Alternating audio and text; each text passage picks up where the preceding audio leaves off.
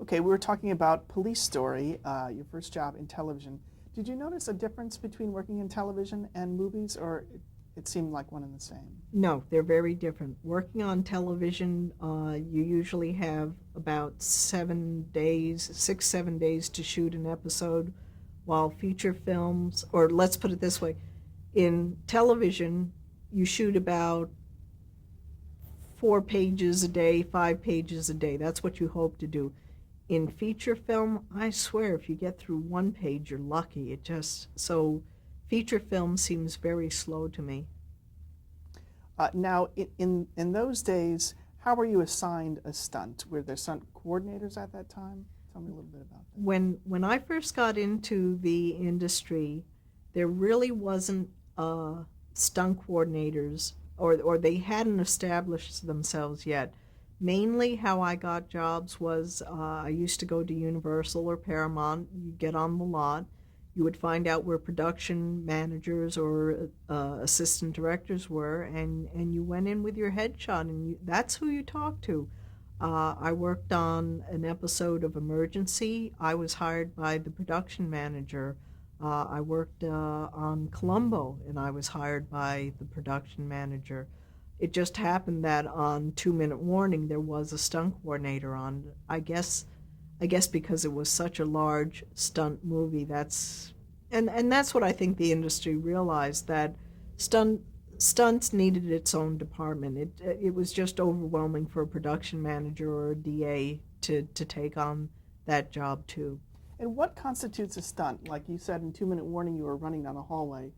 They wouldn't have extras doing that. They would have stunt people. Well, they do have extras running down the hallway, but unfortunately, the Screen Actors Guild hasn't come up with a definition for stunts because there really is no definition for stunts. If a person is afraid of heights, they need a stunt double, and yet there could be another actor who, if you're Kirk Douglas or Gene Kelly, I mean, to stand up on a ladder doesn't bother you. But if you're, like I say, John Doe, who has a fear of heights, a fear of water, who's as dumb as this sounds, allergic to grass, or has allergies to something, and yet he has to be rolling down the hill in the grass. He needs a stunt double because he can't do it. If if you're an actor and you have to be running up the stairs real quick and you weigh 300 pounds and you just had a quadruple bypass, you better have a stunt double there for him. So that's the problem with defining a stunt. And for stunt people, what is there a body type that you get put into, or is there a file of people who they specifically need for certain types of stunts? Well, that's why you go to the different stunt coordinators with your resume, and there is a stunt directory now that has you by height and size.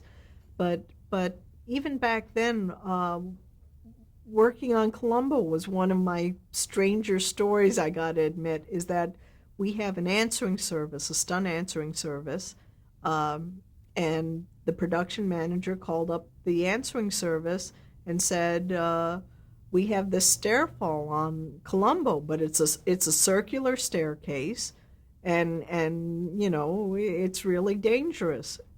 Is there a stunt woman capable of doing a stunt, that kind of stunt? And they suggested me, which was wonderful, and they hired me for the stairfall. The person I was doubling was Lainey Kazan. Lainey's 6 foot tall, 6 feet tall. I'm 5'4", so in that case, it wasn't the hair color or the weight or the height. It was the capability of doing the stunts. But I'll say 90% of the time, if you have the same hair color, if you're the same height, the same weight, that's part of the reason why they hire you. I mean, hopefully they're hiring you because you can do the stunt successfully, So they too. will look at a headshot and say, this person looks like our actor, Yes, or can fit the exactly. role. Yes. Um, can we talk a little bit about the rehearsal process done on a stunt for any given day for television? Let's say? Again, it varies. A lot of times, due to budget and cost, they won't rehearse a stunt person. You get called up. They say we need you to come in and do a stair fall, and you go, oh, okay, and you just show up that day and you see the staircase for the first time. Yet on a different show, whether it's just that they have more money in their budget, let's say it's a big sword fight or a big fight routine or something, they will have you come in the day before and pay you for that extra day to rehearse or choreograph a fight because it isn't worth having a whole crew on the set standing around while you're rehearsing a sword fight or practicing a stair fall. So each production company is unique unto itself. Did they ever do retakes or whatever happened? Yes. Oh, always retakes. You try to get to be known in this industry as a one-take artist. I mean, in fact, you want to be known in this industry as a one-take artist. I mean, if you need 7 tries or 10 tries to get the stunt right, then you probably shouldn't have been doing the stunt in the first place. In fact, that's one of the things, a little off the subject, but when someone compares me to a daredevil as opposed to a stunt woman, I always try to gently correct them on the difference. Is to me, a daredevil does a stunt once, ends up in the hospital for a year and a half, while a stunt person is capable of doing a stunt over and over again until the director gets what they want. And it isn't because you've done the stunt wrong. It's because the director really wanted your head to end up here instead of there, or your arm here instead of there, and now, do you get paid for the stunt, or would you also get paid again if you had to do it again because there's a certain risk involved? It's very interesting how the payment plan goes. We are members of Screen Actors Guild and AFTRA, so we get scale to begin with. But then on the difficulty of the stunt, we get a stunt adjustment. Now, you can't negotiate scale, so you know you're making that much when you walk in, but you don't know how much you're making on the stunt, because exactly what you just said is that if you do the stunt once, they might say, oh, tell you what, I'll give you another $100 for the stunt, but maybe you had to do it 7 times. And again, not because you did it wrong, because the director didn't like it that way. Well, let's move the camera. Okay, now do the stunt again. Well, okay, I want to cover it from behind now. So now you've done a stair fall 7 times. So they may say, well, tell you what, and it's always a negotiating deal. Well, how much do you want for it? Well, 600 above. Tell you what, our budget only has 500. How about that? Oh, okay, 500 above. So you would be doing this with the production manager, these negotiations? When I first got into the business, it was with the production manager. Now it's with the stunt coordinator. And usually a stunt coordinator has broken down a script, and they know how much a stunt is worth. So they may come up to you and say, good job, Leslie, how about 300 above, which means above scale. So would they do that? They wouldn't be doing this on the set? Oh, yes, on the set. After the day is done, you've already done the stunt. So if you aren't happy with the adjustment, I almost have to say, well, then that was too bad or tough luck. But usually a stunt coordinator is very good. And I'll tell you, if it's a low-budget film or there isn't that much money in the budget, usually the stunt coordinator will tell you at the beginning of the day, it's like, I'm glad, you were able to make it, but we're really tight on money, so, I can't give you a big adjustment, but hopefully the next time we'll make it up. So let me talk about some of the other series you did in the 1970s. You talked about one of them briefly, Emergency. Yeah, Emergency was a lot of fun. I was hired by the production manager to be this girl who had been, the storyline was a girl working on a backhoe. The backhoe had flipped over and landed on top of her. Her father called up the paramedics, who arrived, but while he's talking to the paramedics, he starts having a heart attack. So in the meantime, the paramedics are going down the side of the hill to rescue me. And it was you learned about technicians or advisors on sets that's when I first realized that there are like say technicians or technical advisors, and the guys came down the hill, not the technical advisor, but the guys came down the hill with a backboard because they were supposed to pick me up, put me on the backboard, put a neck brace on me, and carry me up the side of this really steep hill. Well, the first thing they did wrong is they put the neck brace with the bump side up. So my neck is tipped up like this, and the technical advisor's going, no, no, no, no, the neck brace goes, goes this way, curve side down. So they got that right. Then they put me on the backboard, and they there's like 3 straps that go over you, and they pick up the board and start carrying me up the side of the hill. Well, they didn't have the straps tight enough, so I'm sliding off the backboard, and the strap comes up, and it's choking me as they're dragging me up the side of the hill. But that was the first day of work, and then I'll tell you, sometimes acting or speaking is much more difficult than doing the stunt. I mean, that was a fun day to get dragged up and down the hill, but then I had the next time was now I'm at the emergency room, and now I'm talking to Les Brown and James Brolin, and it's like, how does your head feel?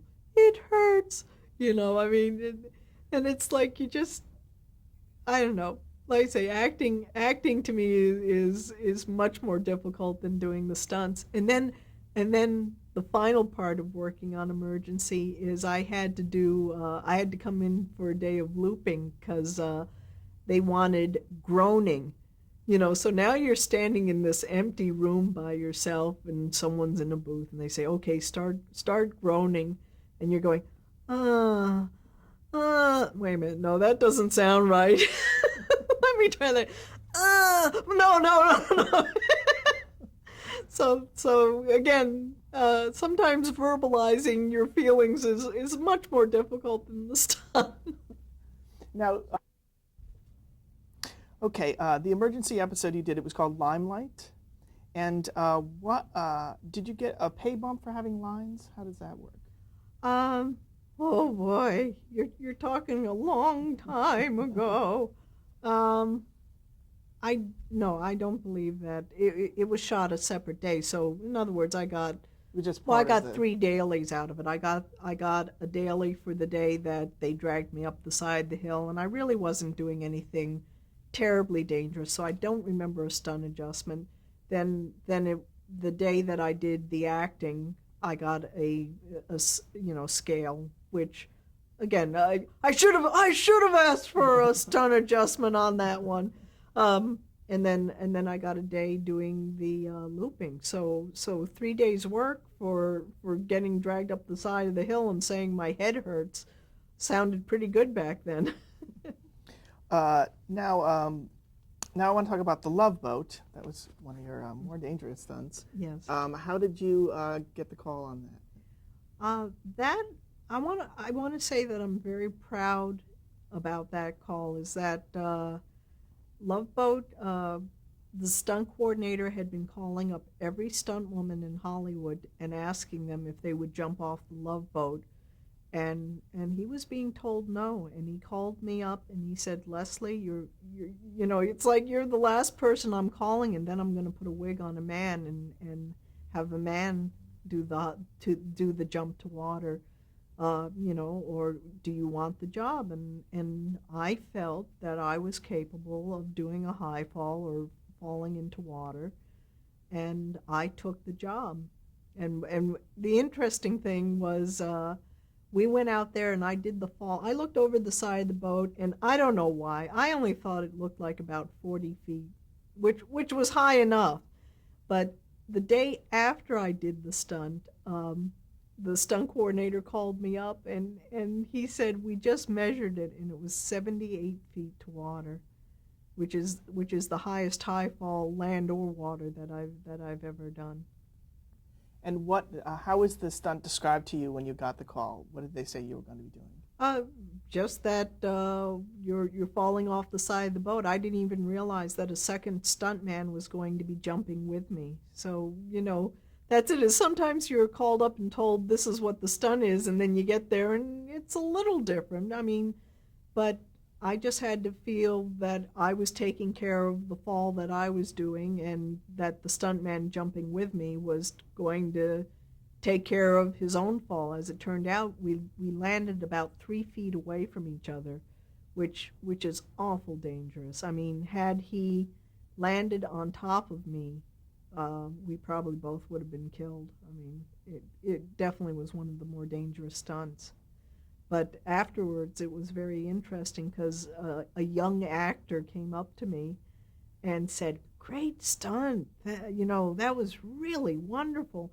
And I said, "Thank you very much." And then about a week or so later, I'm watching Three's Company, and here's John Ritter, and I'm going, "That's the guy." That is who it was. John Ritter was on this show, but it was before he was really known for Three's Company. So the scene that you did, you and another stunt person were doubling two actors who were going to jump off the ship for some reason? Right. I was doubling Tova Feldschun, and Dick Zeiker was doubling John Ritter. And like I say, basically we were told, well, in fact, if you watch the scene, she's on the edge because she's going to commit suicide, and John Ritter talks her out of it. But he tells her to come back on board, and as she turns to come back on board, she slips and falls, and he basically jumps from behind the railing over to rescue her. But because they wanted to see both bodies in the shot, actually, we started with myself standing on the outside of the railing, and Dick Zeiker was already standing on the railing, because had I started falling and he have to, jump over the railing and then start falling, we would have been too far apart. So that's why they started us in this split position. So it wasn't like a running jump. You were stationary and jumped in, and you went feet first? Right, feet first. Was he diving in? No, both were feet first. And is there more of a risk involved if you're going feet first as opposed to diving? Yeah, actually, well, I got to admit the truth is that as I was falling, I started losing, I started tilting backwards, and I knew I was in trouble. And so I actually V-sat into the water. I bent up into a V, because if I had landed flat on my back, that would have been like hitting cement, and it was the only way I could correct myself in the fall. So again, you have to be aware of your body at all times. Now, how did you know that? How did you know to do that? I guess it's all the years of being a gymnast that you know when your body is in the wrong position, and you're gonna land wrong, and you're gonna hurt yourself if you land wrong. It's amazing how much time there is in your mind. You're falling 32 seconds per second, but yet it seemed like a lifetime as you went through the air and you started tipping backwards and you knew you were in trouble. You suddenly say, well, what am I going to do? I mean, I can't get back. I can't straighten myself out to my feet. I'm not going to do a backflip and try to go in head first. So the only thing that I did is like I say, I grabbed the back of my legs and I V-sat, and I was wearing a wetsuit. So I was hoping that was going to protect me, and that's actually how I entered the water. That was my next question. But is that normally what you'd wear for protection, a wetsuit? Yes. If you try to pad yourself the best you can, depending on the stunt and the costumes they give you, you try to pad yourself the best you can. And in this case, the costume was long enough, wide enough, whatever you want to call it, that I was able to put a wetsuit on. And the other thing is that if either of us had knocked ourselves out, the wetsuit would have brought us to the surface. Because that was a fear that I had was, I'm jumping, well, at that point, 40 feet, which was really 78 feet. It's like once you hit the water, how deep in the water are you going to go? I mean, are you going to go down 20, 30 feet, or I remember hitting the water, and because I was in that V position, I remember hitting the water, looking up, and probably no higher than the ceiling, I could see the top of the water. and before I could even, do this with my hands to bring myself up, the wetsuit just brought me to the surface like a cork. Now you're saying that they didn't tell you. I mean, you didn't know how far the jump was until later. Um, in terms of looking over the edge, did you only have just seconds before, in order No, not to make you nervous, or did you have some time to look around and get see what you were I up I against? had time to look around. It's just that I don't know. I guess looking over the side of the boat and looking down at water, I don't know whether I was fooling myself or I knew it. I knew it was high, but I never in my life did I think it was 78 feet. I just thought it was about, like I say, 40 feet. Now, after you did this episode, was it? Did you get um, famous from it? Did people now know your name because you Uh, had done this jump? Yes, I would that, and also these same people that I'd been working with, I wanted to create my own fire suit and did successfully did and took pictures of me doing a full burn in my fire suit. And I think that's why this stunt coordinator called me up and said, I've called in other words, he probably had called up every veteran stunt woman in town and said, would you jump off the Love Boat? And they said no. And then he knew about this, I'll say, crazy young stunt woman who built a fire suit for herself, and he said, gee, she's willing to build a fire suit for her. Take that time to build a fire suit for her. Maybe she's willing to jump off the Love Boat. Did people? I mean, did you get calls later on like, "Oh, well, we know you did this Love Boat stunt"? Um, I don't know if they necessarily said to me, uh, we know you did the Love Boat jump, but they said, so and so recommended you, or this person was there and saw you do the jump, and so yeah, I definitely you're remembered for your last stunt, which also becomes a danger for you if you pick a stunt that you're not capable of doing, and you nearly die from that stunt or you hurt somebody on that job. I don't care whether you have 25 years of history in this business, they're going to remember for you for the one, oh, you're the one who ran over these people. And so I wanted to be remembered or known for being a one take artist and being capable of doing a stunt. And you know, now that you say it, yes, got many calls for doing the Love Boat jump. In fact, I was voted into one of the women's organizations after Love Boat because it was such a fantastic stunt or daring, whatever you want. I kind of cringe when I say daring because I don't want to say daredevil or something like that. I mean because it was a dangerous stunt and I knew how to do it and I survived it and the company got the shot they wanted, it built a reputation for me. So, as a stunt person, do you feel like is there a consciousness of there's a life or death situation, or are you saying because if the conditions are right, it really shouldn't be a life or death It situation? it really should not be a life or death situation. I have been called up to lay down a motorcycle. I do not ride motorcycles. I mean, actually, I am capable of shifting gears and working my way down the road, but I am not an expert at motorcycles. I would not take a motorcycle stunt that involved me coming close to cast and crew or doing something dangerous with a motorcycle. Another time I was asked if I would do a 180 in an ambulance where there were cars parked on either side of the street. And I do drive cars and I have done car stunts, but I said, thank you very much for thinking of me, but no, I, you know, I'm not capable of doing that stunt. And therefore, a stunt shouldn't be life endangering for the person who's taking the stunt. They should be professional, qualified, whatever you want to call it, enough to say, yes, I can do it safely and several times, or I appreciate your call, but no, I'm not going to do it. So, stunt people, in general, they can have a whole career and live a happy life. Did but people do occasionally die. Is there a consciousness that you think, oh, that could happen to me? There is always the fear that something could go wrong, but again, when you're doing the stunt, you're not going to convince yourself that something's going to go wrong or it will. I mean, if anything, you got to convince yourself that the stunt is going to go right.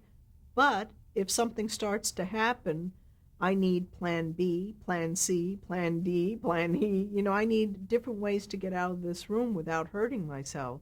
And in on Falcon Crest, I was supposed to come down, walking down a staircase, and a beam was supposed to fall down and nearly miss me. And as I was on the set, the crew members were telling me that while they had been putting up the beam, it accidentally let loose, fell, broke, but they had fixed the broken beam, and now it's stronger than ever. You know, now you really don't have to worry about it. Well, I don't know whether it's instinct or whatever. I was even more aware of the beam, and sure enough, when I did the stunt and was coming down the staircase and the beam came down, it broke in half again. So you just have to be aware of your surroundings. You gotta respect everything you're doing. It's like, I mean, you can fall into water, but water can drown you. You can run through fire, but fire can burn you. I mean, just because you're on a movie set doesn't make the water or the fire less real, or that this is a fantasy. No, those things are very real and they can hurt you. Just two quick more questions on the Love Okay. Boat. How were you cued when to go, when to jump? I believe it was a bullhorn. In other words, and a lot of times in stunts, especially very dangerous stunts, they'll have the cameras rolling, and they're nice enough to say, "You go when you're ready to go." In other words, they'll say action, rolling and action, but they've already said, take your time and do the stunt when you want to do it. And I have a feeling that memory serves me that they said, okay, cameras rolling, action, go ahead, when you're ready. And the last question I have for the Love Boat is, when you were surfacing from the water, what was your feeling? Were you just excited that you had gotten through it? Yeah, I'm alive! Yes!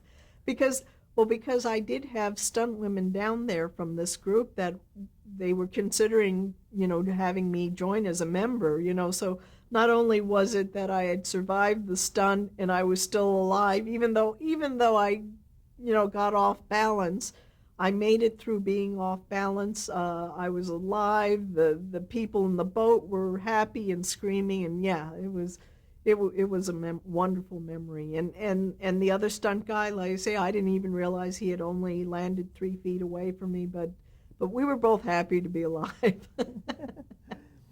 Okay. Another show you worked on was MASH. Yes. What did you do for that show? It was called MASH Olympics, and there was a crutch race and a piggyback race, and it was kind of interesting because actually in the crutch race I could have out crutched Loretta Swit. I could have won the race, but you got to remember that this is an acting job. The script says that she's supposed to win the race. So if you were to see the picture, you'll see that I'm in second, but that was because I was holding back. Anything else you did for that MASH? Well, like I say, I did a piggyback race where I was on somebody's back and going along, and he falls, and we tumble together, and then we get up and get on the back and run again. It's a unique MASH episode. I believe it's the only one that's filmed completely in black and white. And what was it called? What was the premise?